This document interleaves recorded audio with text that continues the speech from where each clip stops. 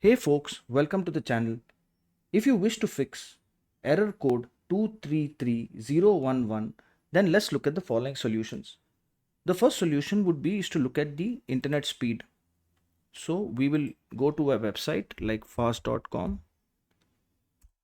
to check the speed, and my speed is around 100 and 210 megabytes per second, which is excellent. But if you have a speed which is 20 megabytes per second and below, then you have a problem with your internet connection and hence the error code. To solve this, you need to check with your internet service provider. Now, the second solution is to clear the cache and cookies in your browser history. Now, the methods that I'm showing you are the same for all browsers. I'm using Edge, but it can be the same for Chrome, for Mozilla, Firefox, Opera, and many other browsers. So we will go to history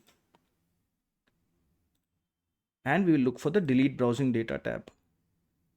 Look for the time range all time and check all the boxes: browsing history, download history, cookies, and cached images, and click on clear now. Another thing we can do is we can disable the hardware acceleration in the browser. As I said, same for all browsers.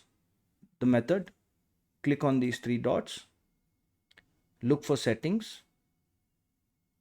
and go to system and performance, and unclick this use graphics acceleration when enabled. This will disable the graphics acceleration and should solve this error code. Finally, if this method also doesn't work, then we will